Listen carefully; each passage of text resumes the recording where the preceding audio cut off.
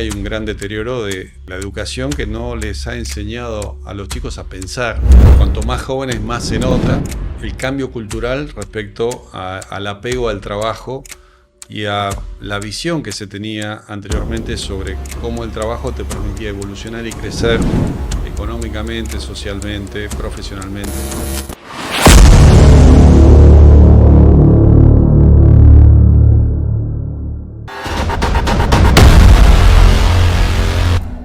Muy difícil filtrar y tener la capacidad de pensar y profundizar antes de asumir que cualquier cosa que se diga en una red social es cierta. Bueno, no importa, la tecnología avanza tan rápido que va a terminar solucionando todos los problemas.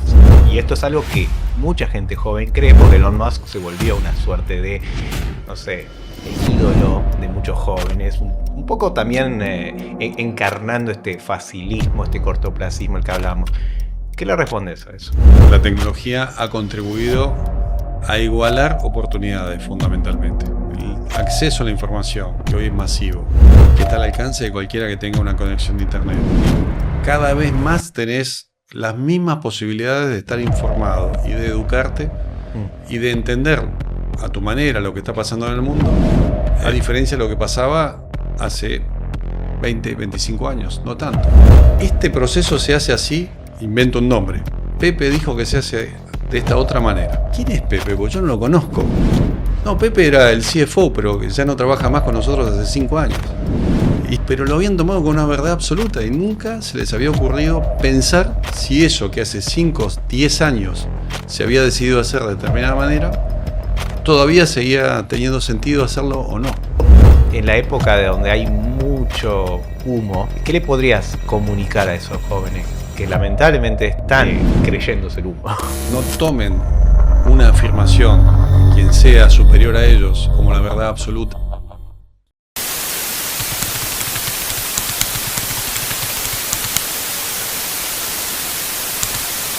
Bueno, bienvenidos a Expressonomics. Como siempre es un placer tenerlos y siempre tengo invitados de lujo. En este caso es Alejandro Sajón, que como siempre no presento a los invitados, sino que los voy presentando luego. Solo voy a decir que es el country manager de una empresa tecnológica que se llama Logicalis y que ha tenido mucha experiencia en el sector tecnológico, Cisco, trabajó en Arthur Andersen antes de, bueno, lo que pasó con Arthur Andersen, para los que conocen. Es contador, pero nunca ejerció. Pero vamos al grano o vamos al hueso de lo que estábamos hablando. Vivimos en la era de la información, estábamos cada día más desinformados. Bueno, creo que es un mal de la época. Tenemos infinidad de fuentes de informaciones breves, a veces carentes de mucho contenido, y sin embargo tienen llegada y mucha gente se nutre de esos pocos minutos o segundos de información pensando que esa es la verdad absoluta, sin profundizar en ninguno de los temas, ¿no? ¿Cómo llegamos a esto? Es una buena pregunta. Es una buena pregunta. Yo creo que en parte tienen que ver la difusión de la tecnología justamente, sobre todo lo que tenga que ver con las redes sociales, que ha generado un movimiento masivo de gente conectada, dándole la posibilidad a cualquiera de que difunda su idea, su conocimiento, su percepción de lo que sea, de cualquier tema, en un formatos simples, accesibles para cualquiera, y que se difunden, porque se van difundiendo por la propia mecánica que tienen de difusión algunas de las redes que conocemos todos, como Instagram, Facebook, LinkedIn o lo que fuera. Y eso ha generado un mega movimiento que permite que cualquier información tenga difusión sin ningún tipo de filtros y queda al criterio de quien la recibe saber qué hacer con esa información, si le cree, no le cree, si profundiza, si la asume como una verdad absoluta y la utiliza y la difunde a su vez y la reproduce, y eso genera una cadena, si querés, de desinformación masiva. Justo había hablado del alfabetismo de mediáticos, que es la capacidad de comprender o de chequear las fuentes. Creo que ya nadie lo hace. ¿Cómo crees que vos que has estado toda tu vida en el sector tecnológico, cómo es la situación ahora de digamos, la cultura del trabajo y la cultura educativa? ¿Y cómo afecta eso a bueno, cómo se relaciona con lo que mencionaste recién. Bueno, yo creo que hubo muchos cambios en los últimos años. Sobre todo, uno lo ve con los chicos jóvenes que se presentan a trabajar. Cuando digo jóvenes, hablo de 30 para abajo en general. Cuanto más jóvenes, más se nota eh, el cambio cultural respecto al apego al trabajo y a la visión que se tenía anteriormente sobre cómo el trabajo te permitía evolucionar y crecer económicamente, socialmente, profesionalmente. Y ahora hay cierto descreimiento de todo eso y hay un cortoplacismo extremo en el cual se mira el beneficio inmediato. Por ejemplo, si tu compañía acepta home office o cuántos días de vacaciones vas a tener. Me parecería que no les preocupa tener una mirada de largo plazo, una mirada más estratégica de por qué querés entrar en determinado trabajo y qué posibilidades de desarrollo tenés dentro de ese trabajo. Parecería que esa mirada no existe en general, estoy hablando en general, ¿no? Por supuesto que hay excepciones, pero... y creo que hay muchos factores que han influenciado en eso, un poco las redes sociales, un poco esto de que quiero el beneficio o el placer ya, no estoy dispuesto a sacrificar nada, quiero tener todos los beneficios sin ningún costo. Esa cultura se ha venido imponiendo, en alguna medida creo que influenciada por algunos gobiernos que han promovido esa idea, también por toda esta información que circula por las redes que muestra siempre el lado feliz de cualquiera y nunca muestra el costo que ha tenido ese lado feliz.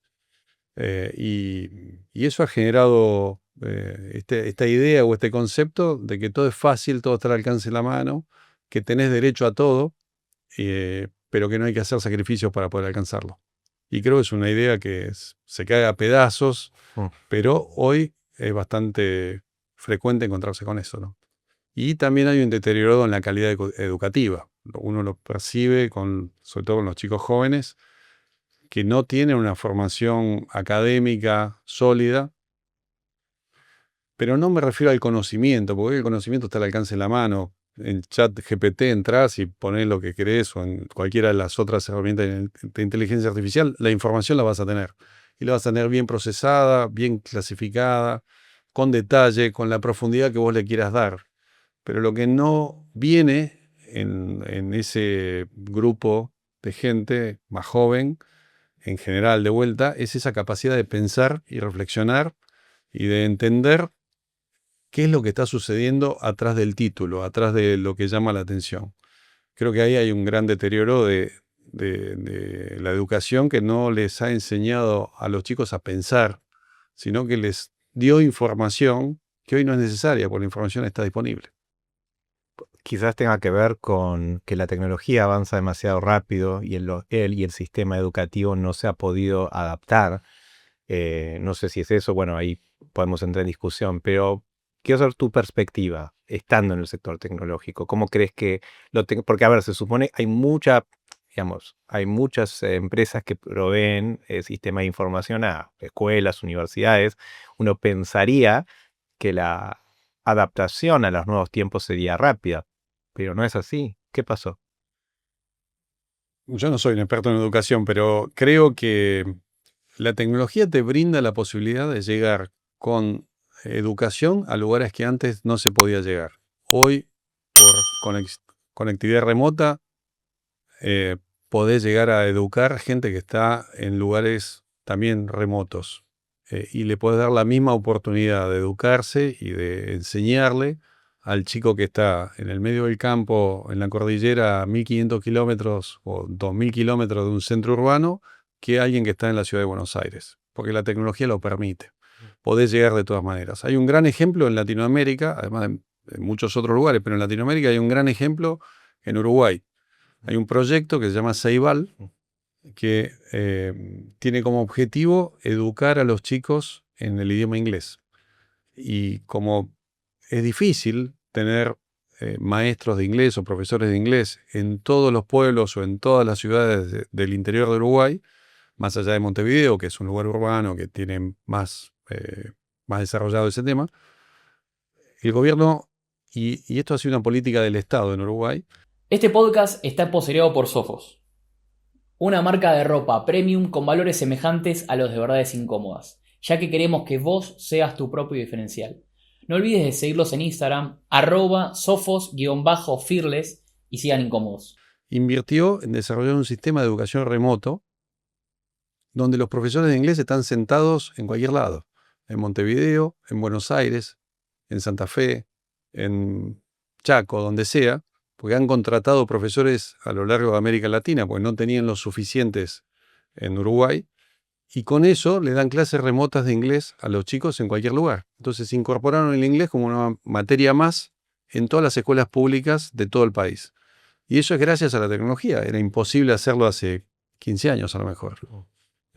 Y han sostenido ese programa independientemente de los cambios ideológicos de gobiernos que tuvieron a lo largo del tiempo.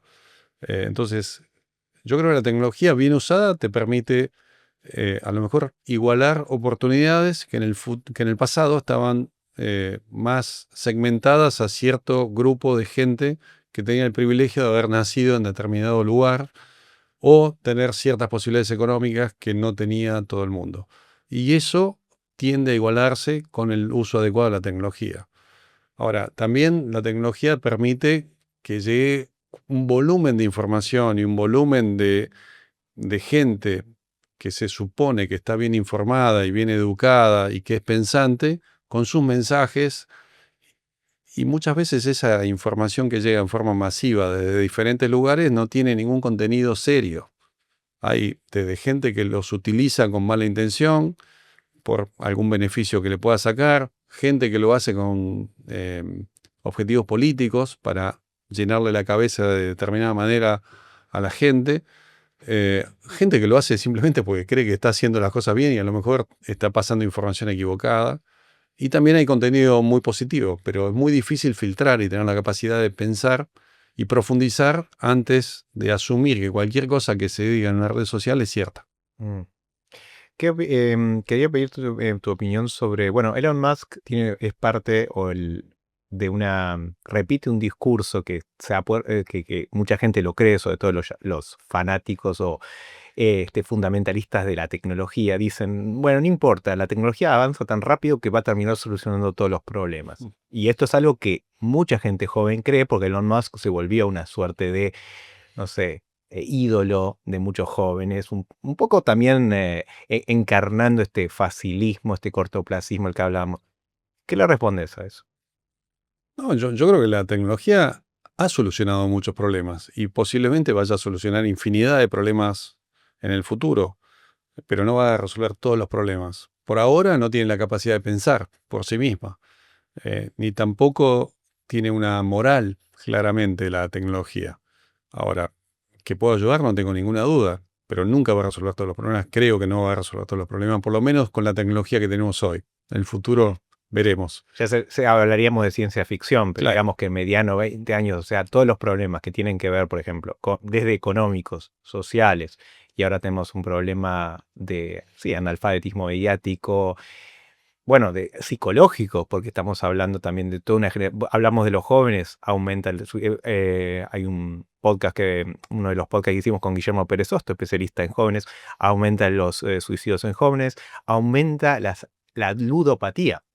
También, O tremendo. sea, entonces, al contrario, parece ser como, y por ahí es una metáfora un poco fuerte, niños jugando con la escopeta del padre, ¿no?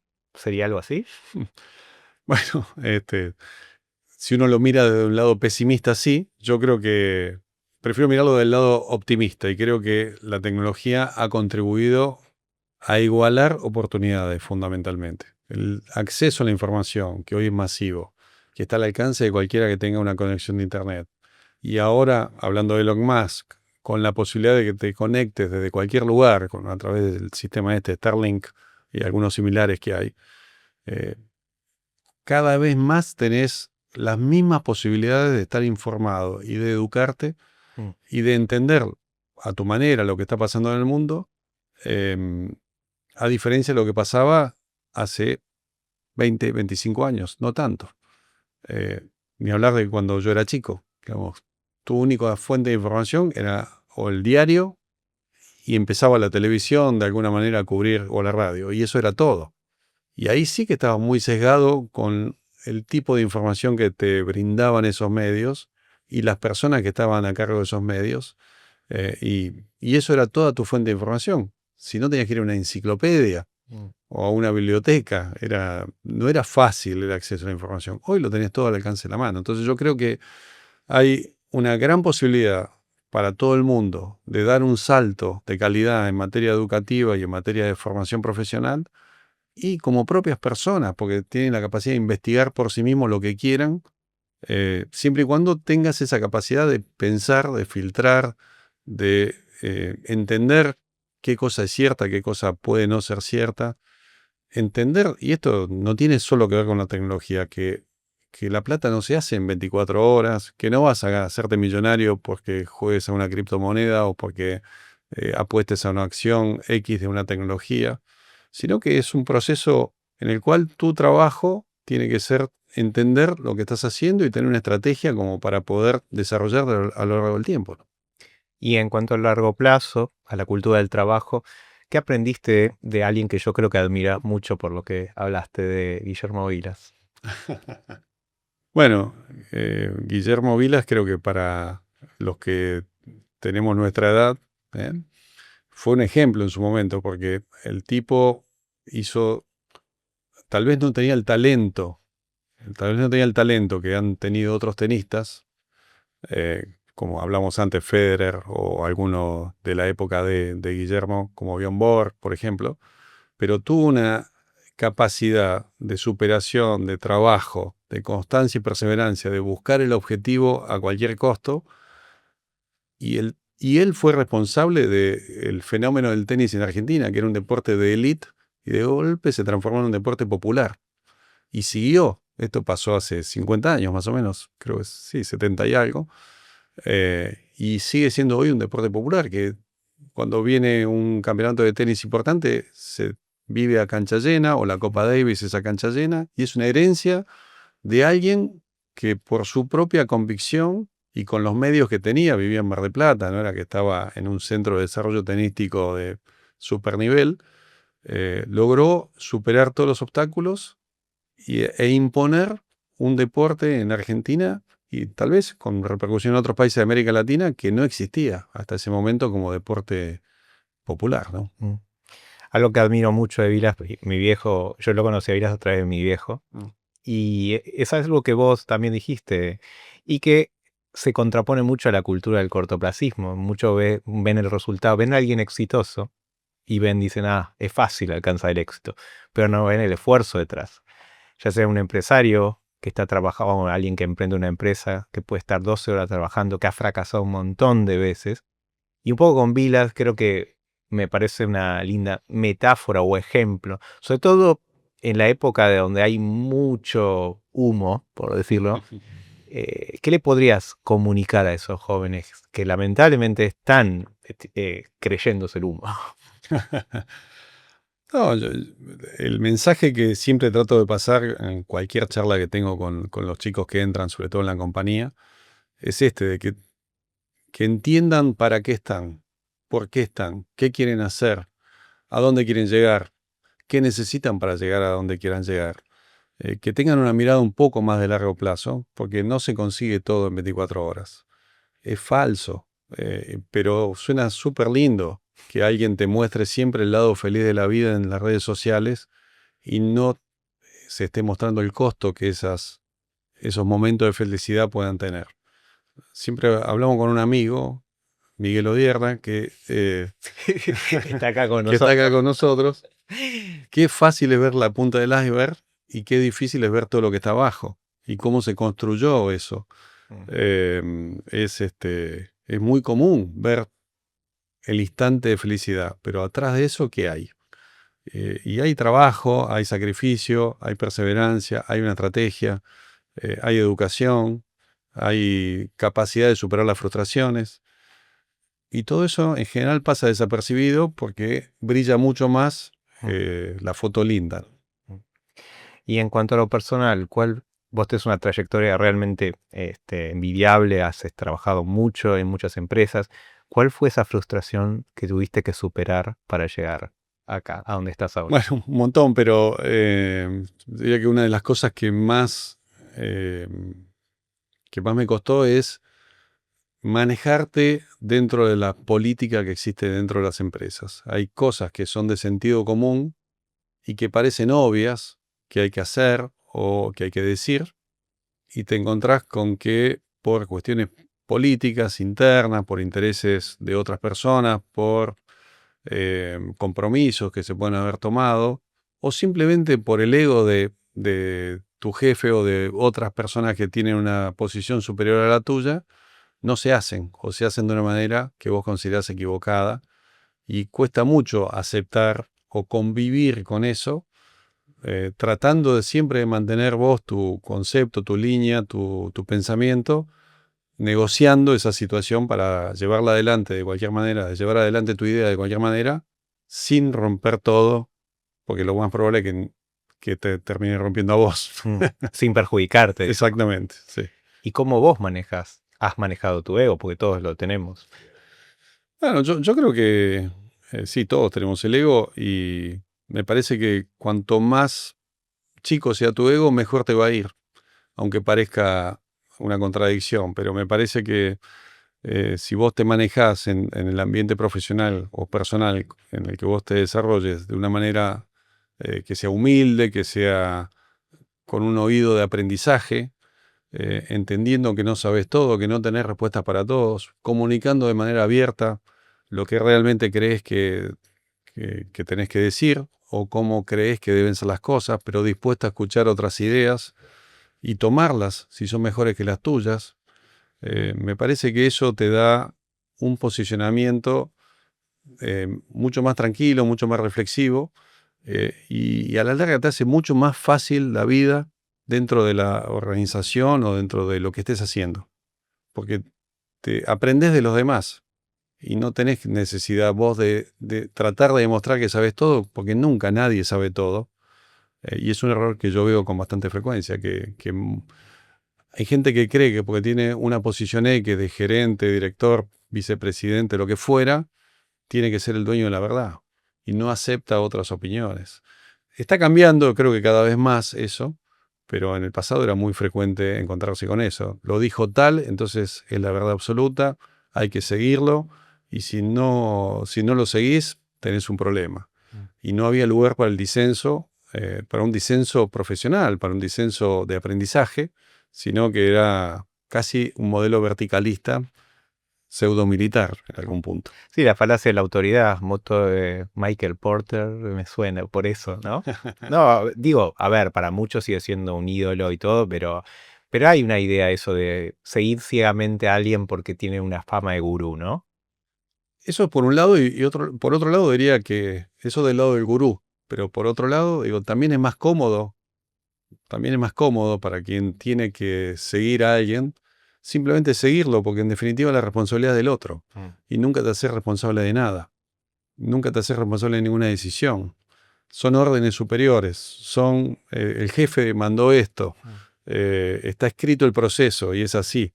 Digo, también vale pensar y ver si lo que estamos haciendo tiene sentido o no tiene sentido, por más que lo haya dicho quien sea, y sin desafiar ninguna autoridad. Digo, pero todos nos equivocamos. El Papa se equivoca, Trump se equivoca, Milei se equivoca, Cristina se equivoca.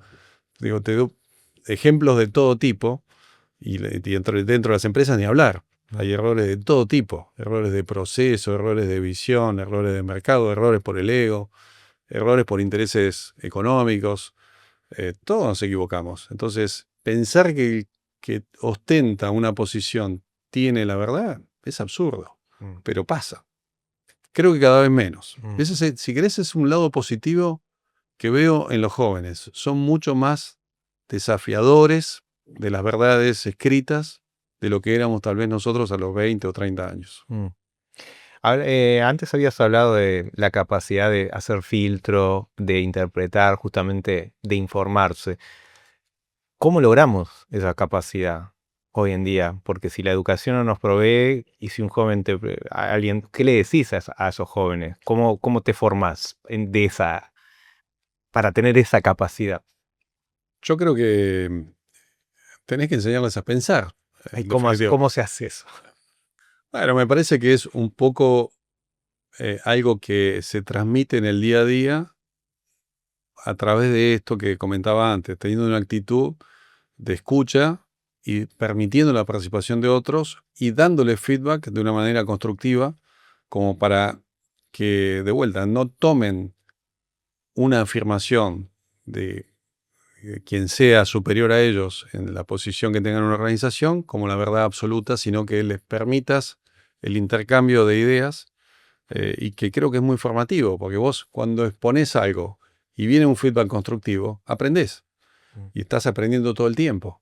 Si vos lográs esa dinámica, me parece que estás dándole una contribución a toda la gente que te rodea muy positiva para que puedan ver las cosas de otra manera y sacar sus propias conclusiones, pero que sobre todo que puedan pensar las cosas y no tomarlas como dadas según las hayan escuchado o visto en algún lugar, ¿no? Hay ciertas frases que yo considero red flags, viste, como esto se hace así porque siempre se hizo así. O esto se hace, yo sé porque yo estudié esto. Has escuchado, me imagino, ese tipo de Todo el frases. tiempo. ¿Qué tipo de red flags normalmente, qué tipo de frases identificás como estas red flags que decís, ups? Bueno, es un poco lo que te decía recién, digo, lo dijo tal, esto se hace así porque lo dijo tal. El proceso dice que hay que hacerlo de esta manera. Sí, vale pensar si el proceso está bien escrito o está mal escrito. A lo mejor tengo una anécdota de una empresa, yo recién había comenzado en ese lugar a trabajar, no fue hace mucho tiempo, o sea, ya era bastante grande. Y me decían, no, este proceso se hace así porque, no voy a decir el nombre, pero porque invento un nombre. Pepe dijo que se hace así. Bueno, ok. Al rato otra situación similar. Che, esto Pepe dijo que se hace de esta otra manera. Y un día, la tercera vez que escucho ese nombre, digo, che, pero ¿quién es Pepe? Porque yo no lo conozco. No, Pepe era el CFO, pero que ya no trabaja más con nosotros hace 5 años. Y, digo, y siguen pensando que porque ese señor, con todo el criterio que haya tenido, tal vez tenía razón en las cosas que había definido cuando él estaba trabajando, pero lo habían tomado como una verdad absoluta y nunca se les había ocurrido pensar si eso que hace 5, 10 años se había decidido hacer de determinada manera, todavía seguía teniendo sentido hacerlo o no. Esto es una anécdota real. Y quien me daba la respuesta no era el cadete, que a lo mejor no tenía la educación como para poder razonar. No, era gente con niveles directivos que seguían una instrucción a ciegas de una persona que hacía años que ya no estaba en la compañía y que no se atrevían a pensarlo de una manera distinta.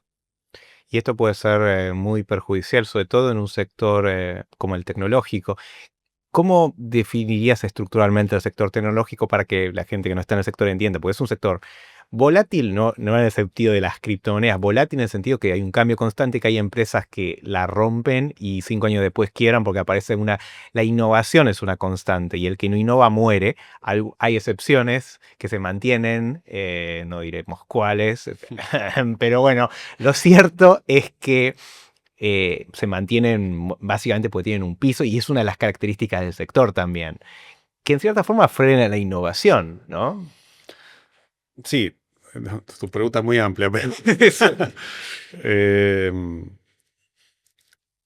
una característica del sector es la inversión. Para poder innovar tenés que invertir. Para poder invertir tenés que ganar dinero, si no, no hay manera de invertir.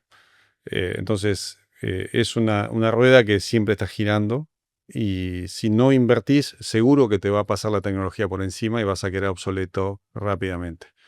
Ahora, es cierto, esta segunda parte de lo que vos comentaste, de que en general en las compañías tecnológicas, una vez que han logrado sacar algún producto exitoso o algún servicio exitoso y que se vende bien, eso genera algo que se llama base instalada, que es como una vaca lechera porque te permite crecer sobre esa base instalada. Entonces, para quien es un cliente y ya tiene tu producto, tu marca desde hace tiempo y ya hay una serie de procesos productivos o administrativos o comerciales que giran alrededor de tu producto, cambiar no es tan sencillo.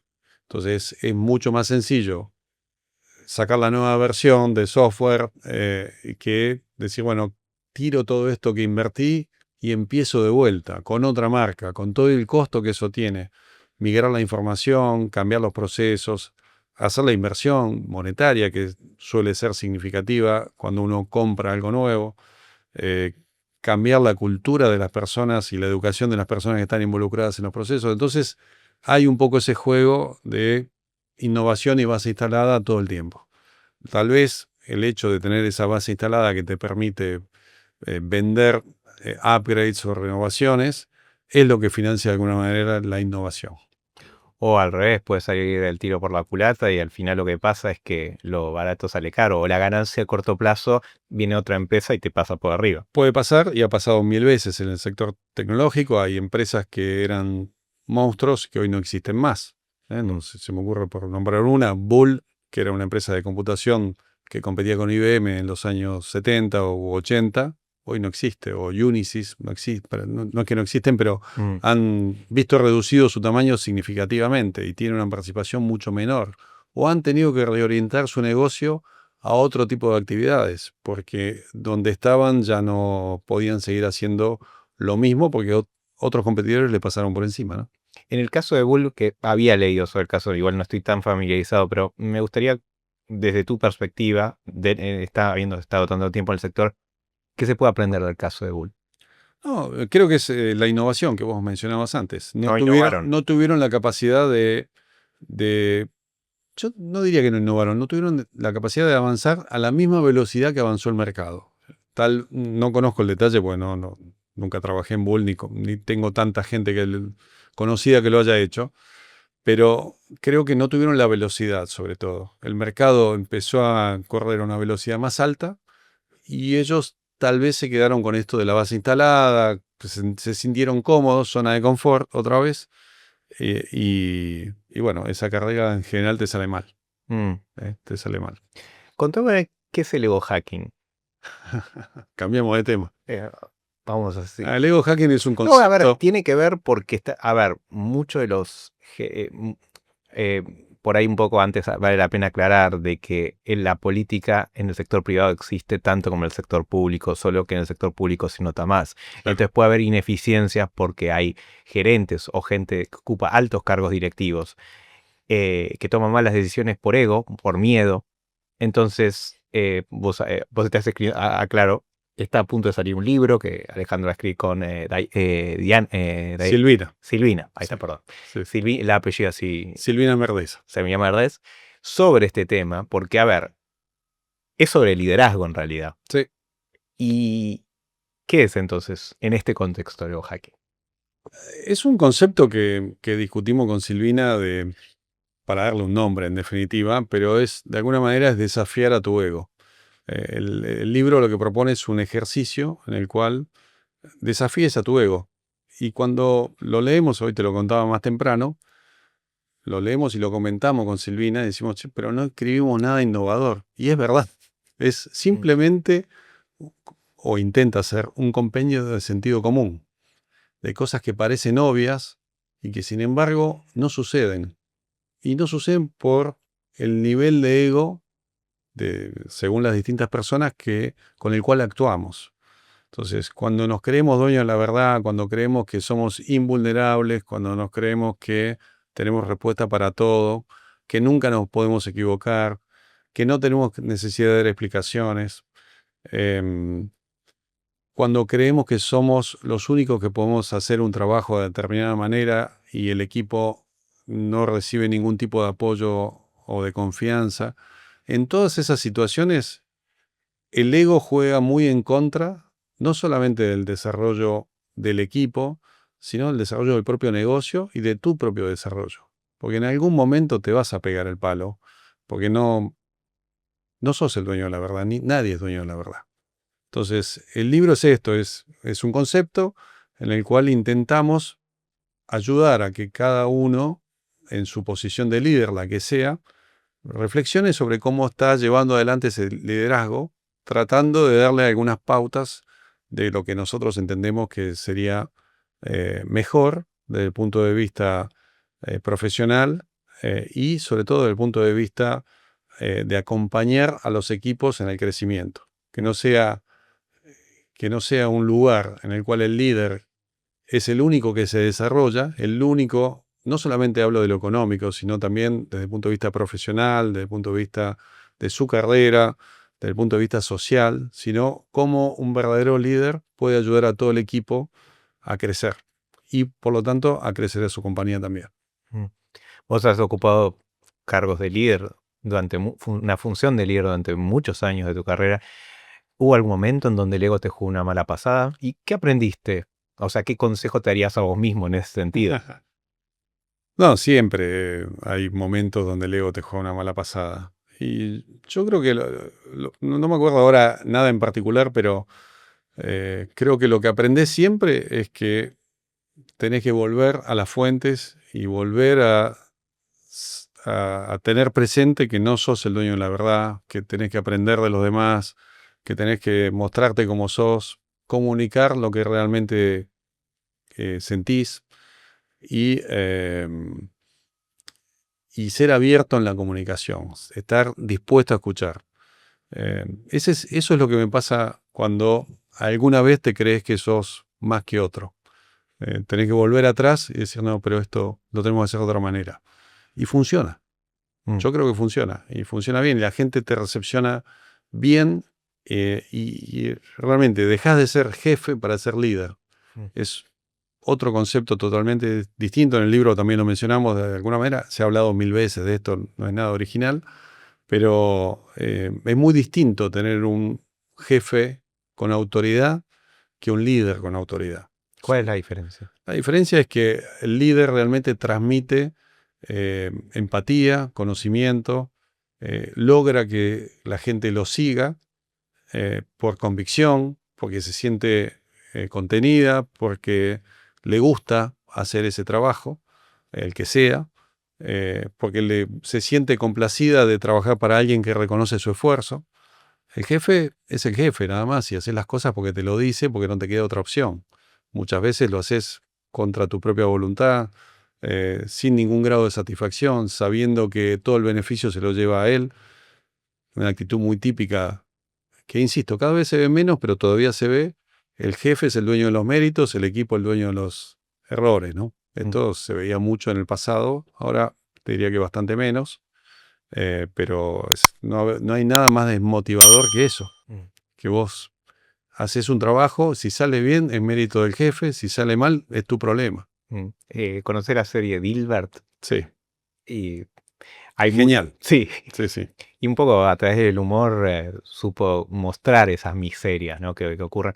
¿Por qué crees que la gente, digamos... Por eso insisto que no es nada nuevo esto. Claro, por eso. Es más viejo que cualquier empresa y sin embargo sigue pasando por la naturaleza del ser humano. ¿Cuál es esa naturaleza?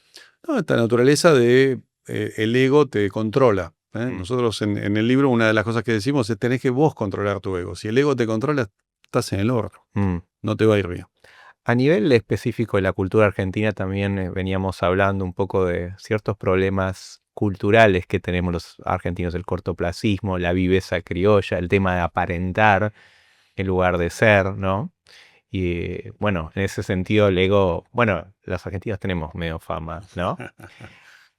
¿Cómo, digamos, dónde has visto estos aspectos en tu experiencia y cómo crees que se podría cambiar?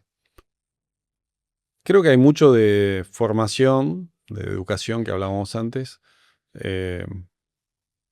También es un tema cultural que lleva mucho tiempo cambiar las cuestiones culturales, porque en la medida que, sobre todo en las redes ahora o en los medios, se resalte tanto el éxito del cortoplacismo sin mostrar lo que está abajo de la punta del iceberg, no contribuye a que esa cultura de un poco más mediano plazo, de trabajo, de perseverancia, de constancia, se difunda. Parecería que el éxito tiene que ser en 24 horas. Y si no lo lográs, sos un inútil. Bueno, hay que enseñar o transmitir esto de que el trabajo es de largo plazo, no es de corto plazo. El trabajo, me refiero al trabajo para que te consideres satisfecho o exitoso en lo que estás haciendo. No es algo que lo vas a conseguir en 24 horas y vas a pasar por muchos problemas antes de que llegue ese momento en el cual sientas que las cosas están más o menos encaminadas como querés.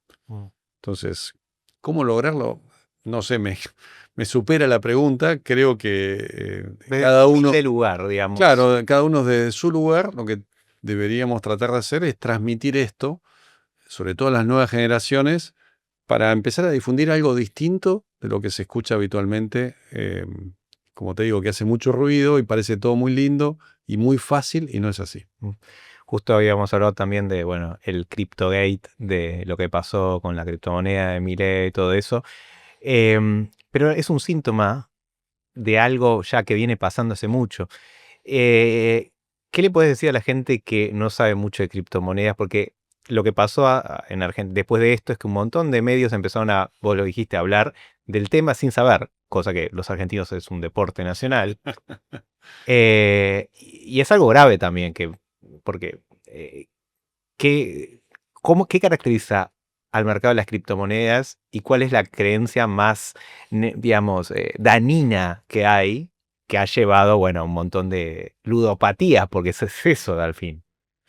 Bueno, es un mercado hipervolátil. Es un mercado que es absolutamente intangible. Yo te comentaba antes, no es lo mismo hablar de una acción de una compañía conocida, como puede ser, no sé, Coca-Cola, por decir una compañía bien conocida por todo el mundo, que tiene una historia, tiene balances, tiene una trayectoria, te puede gustar o no, no importa, sin hacer un juicio de valor. Tiene un track record, como dicen los gringos, donde vos podés mirar a los últimos 50 años qué pasó con la compañía, qué perspectivas tiene, brinda informes trimestralmente sobre cómo va el negocio y las perspectivas que tiene.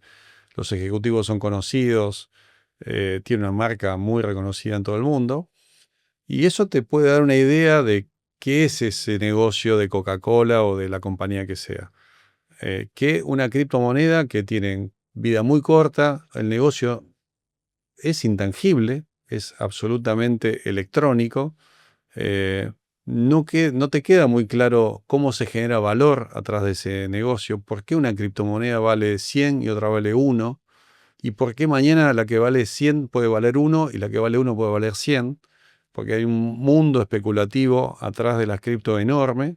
Entonces, es un mercado que es nuevo para todos. Si bien Bitcoin tiene más o menos, creo que 12 o 13 años de vida, sigue siendo todavía algo muy intangible y muy sujeto a especulaciones. Y de hecho las criptos se utilizan para transacciones legales y también algunas no tan legales. Entonces, y esto no tiene que ver con las cripto, tiene que ver con el uso que le da la gente, alguna gente a la cripto, ¿no? Entonces, hay muchas influencias en las cotizaciones que no tienen que ver con lo que uno está habituado a discutir de una compañía. Porque si hablamos, como te decía, de una compañía tangible, bueno, hay un montón de información y un conocimiento que uno tiene sobre eso, que cuando vas a una cripto, a lo mejor puedes hablar algo de Bitcoin, que es la más conocida, pero hay centenares de cripto que nadie las conoce, no es que nadie las conoce, pero se conocen muy poco. ¿Y por qué valen? ¿Por qué no valen? ¿Por qué suben? ¿Por qué bajan? Eh, Difícil de encontrar la lógica a eso, ¿no? Entonces creo que esta última semana acá en Argentina, vimos un montón de gente hablando de ese mundo. Un poco hago referencia a lo que decíamos antes, con títulos, pero sin ningún conocimiento profundo de lo que estaban hablando, ¿no? ¿Qué fue lo que pasó esta semana? Bueno, Así, para que la gente... yo creo que a partir de una imprudencia del presidente en hacer ese comentario que hizo, se generó una catarata de ataques políticos con otros objetivos, ¿no? Por el episodio de la criptomoneda en sí, porque la criptomoneda subió, bajó de precio, como suben y bajan tantas otras durante las 24 horas del día, porque además este mercado cotiza las 24 horas del día, sábado y domingo incluido.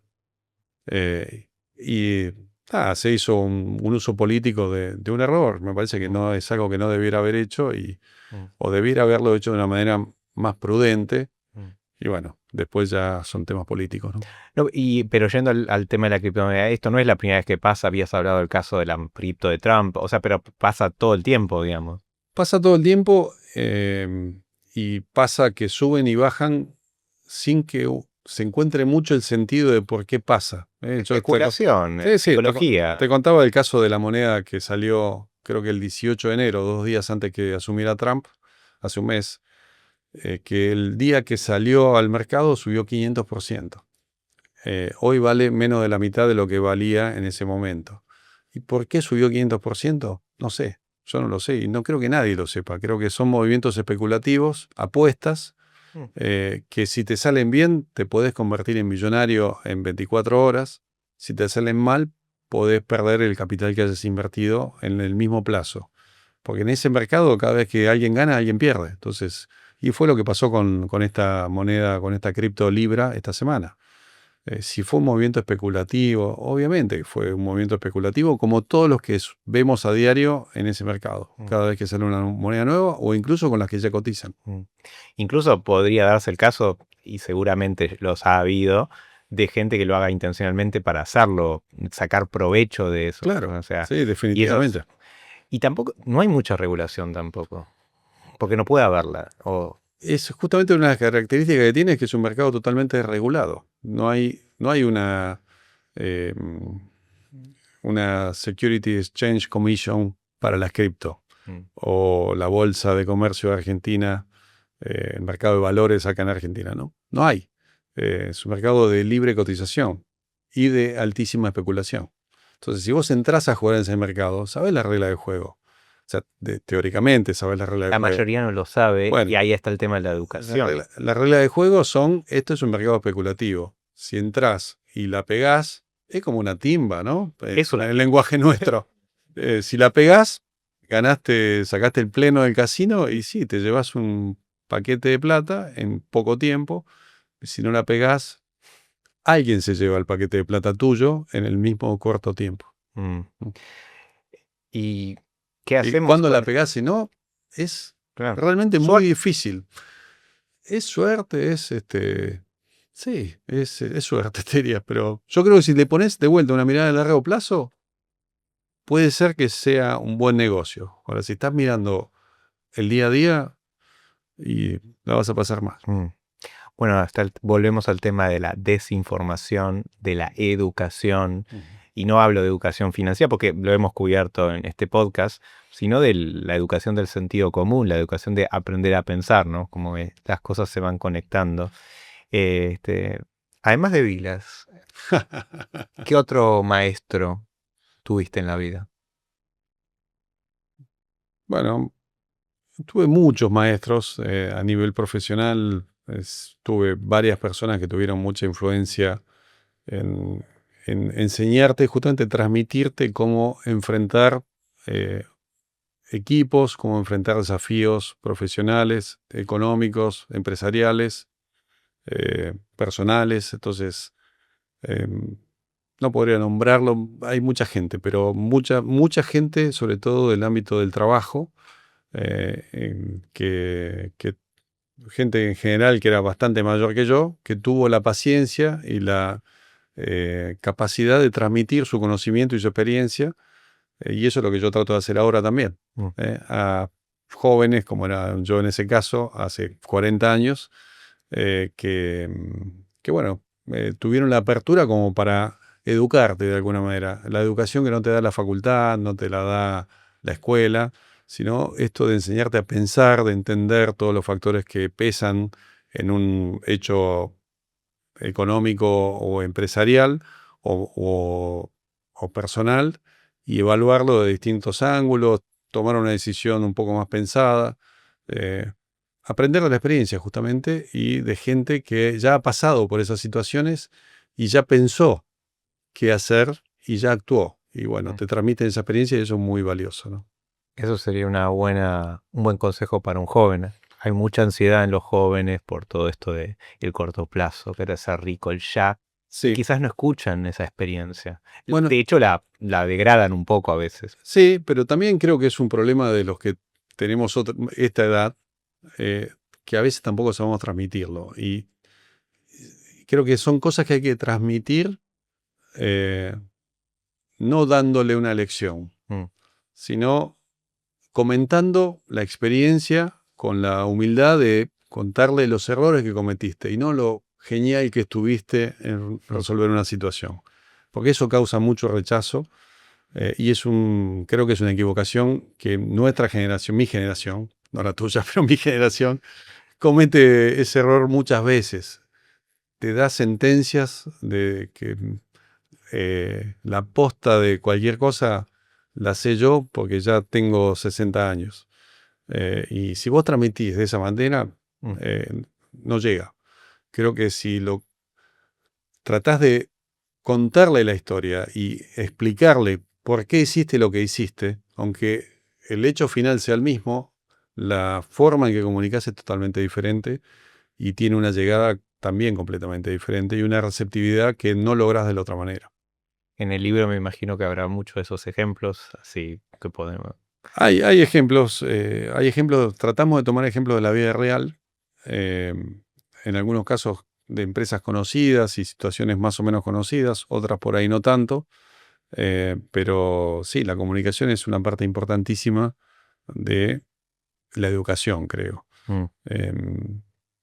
Bueno, se aprende más de los errores que de los aciertos. Definitivamente. Sí, Bueno, te preguntaba si en el libro había un error tuyo o algo, una enseñanza que le puedas transmitir. Bueno, en el libro hay una sucesión de errores cometidos a lo largo de la vida y la visión que le podemos aportar ahora con un poco más de experiencia y con más batallas vividas, en definitiva, y tratando de vuelta de poner el énfasis en algo que es sentido común, que es, como te decía antes, a veces lo lees y decís, pero esto es obvio, no estamos escribiendo nada nuevo, ¿por qué no pasa esto de esta manera? Tiene que ser así, y sin embargo, no sucede en muchos casos, y ahí entra el ego, ahí entra los intereses personales, los intereses económicos, la política, la necesidad de sentirse importante, de creerse superior, porque a lo mejor tuviste un poco más de suerte que otro, y esa falta de humildad genera muchas veces estos problemas de insatisfacción, de desmotivación, se te desarman los equipos, se te va la gente valiosa, no reconoces el esfuerzo de los que están a tu alrededor, que son clave para que vos también tengas éxito en lo que estás haciendo. Entonces es un conjunto de cosas que, insisto, parecen simples, parecen obvias y sin embargo muchas veces no suceden. Bueno, te voy a decir una cosa. No creo que sea algo novedoso porque es un aporte nuevo. Nuevo en el sentido de que, está bien, muchos ya han dicho lo que probablemente es lo que esté en el libro, que quiero leerlo, pero es desde tu experiencia y eso lo hace único, lo hace nuevo. Y por otro lado, el gran aporte es recordarlo, porque nos olvidamos rápido. Entonces, creo que el aporte va a ser muy valioso, cuanto más personal y más individual, ya sea tuyo o Silvina, que sea el aporte, va a seguir siendo nuevo, porque un poco se trata de eso. Justamente sí es sentido común, pero nos olvidamos del sentido común. Claro, el objetivo es hacerte pensar de alguna manera y que no te olvides de todos los errores que cometemos habitualmente y los que nosotros hemos cometido a lo largo de nuestra vida. De hecho, al final agregamos ahora como un pequeño resumen con algunas reglas, como para tratar de que te queden 5 o 6 cosas en la cabeza, y las tengas más o menos presentes a lo largo de tu día a día. Pero, insisto, vos lees esto y decís, pero esto es obvio, esto lo tenemos que hacer así, y no lo hacemos. ¿Cómo se va a llamar el libro? Ego hacking, cruzar el umbral. El subtítulo va a ser cruzar el umbral. El umbral sería... El umbral sería ese límite que el ego no te permite cruzar. O sea, cruzar el umbral de no pensar en vos, sino de tratar de superar esa necesidad de protagonismo y transmitir toda tu experiencia y tu conducción como un verdadero líder, buscando el beneficio común y no tu beneficio propio. Un poco para cerrar. No porque no sea beneficio propio, no sea positivo, sino que no sea solo el beneficio propio, sino el beneficio del conjunto en el cual vos estás operando. Un poco para, bueno, cerrar esta charla, porque es una charla, quería preguntarte de qué es lo que más te da orgullo en la vida. Bueno, primero mi familia. Bueno, acá está. Acá está Nacho, el representante. Este, em, Después, el hecho de haber podido desarrollarme profesionalmente y económicamente desde cero prácticamente hasta el lugar en el que estoy, y habiéndolo hecho siempre manteniendo ciertos principios éticos sin caer en la tentación fácil de la viveza criolla, como vos mencionaste en el pasado, o de las faltas más graves, si se quiere, desde el punto de vista ético, de aprovechar oportunidades de negocio no tan transparentes, sino manteniendo siempre una línea de conducta, y creo que eso es muy importante también porque te da credibilidad a vos como persona y como líder de que haces las cosas de determinada manera y que sos confiable. Y la confiabilidad parece que es algo que hoy no importa, y sin embargo creo que es uno de los valores más importantes que puede transmitir. Que algo que se te encarga a vos, o que te piden a vos, o te miran para que lo hagas, que crean que lo vas a hacer no bien solamente profesionalmente, sino bien desde el punto de vista del cumplimiento de la ley, del cumplimiento de ciertas reglas internas, que lo vas a hacer de manera equitativa, sin beneficiarte de la situación a nivel personal, sino buscando el beneficio común. Creo que tiene un valor enorme, y es una de las cosas que se está un poco diluyendo, porque de vuelta se busca más el beneficio inmediato. Muy bien. Alejandro, muchísimas gracias por esta charla y por venir. Y espero que podamos tenerte de vuelta para más actividades. Con mucho gusto. Bueno, gracias a vos, Adrián. Un placer, y realmente te agradezco mucho la oportunidad. Esto fue Expresonomics en Verdades Incómodas. Toma 44. ¿Qué onda, Brody? ¿Qué saca, amigo? Ya terminó el episodio, estoy leyendo. Digo, me pasa que esto me encanta. Es para hacerlo 24 horas. ¿Y qué hace con los auriculares todavía, boludo? Ya está, el sonido te lo podés sacar. Pasa que el sonido... No, igual me gusta escuchar el sonido, pero ¿sabes qué me gustaría más? A ver, ¿qué? Que traigas un dinosaurio. ¿Qué quiere que haga la Jurassic Park, boludo? Algo más que. No sé en qué quieren que me convierta ya, boludo, como comunicador. O alguien disfrazado de dinosaurio. Verdades incómodas. Sí, obvio. Bueno, está bien. ¿Sabes qué? La próxima me voy a vestir de dinosaurio acá para complacer al señor sonidista Franco Felippelli. Bueno. Y bueno, también para seguir proporcionando contenido de calidad para todos ustedes que nos están viendo. Como saben, ya hace 3 años que venimos con esto, nos mudamos al estudio ahora. Bueno, me están pidiendo que me disfrace de dinosaurio, pero ya lo voy a terminar haciendo. Ya a esta altura, hacemos lo que hay que hacer. Entonces, como hacemos lo que hay que hacer, les pedimos a ustedes que nos apoyen, loco. Y para apoyarnos, les pedimos que nos aporten a Cafecito App. Importantísimo, para que podamos seguir creciendo en conjunto. Y recuerden suscribirse y dejarle un gran like a este gran episodio. Nos vemos, sigan incómodos. Adiós.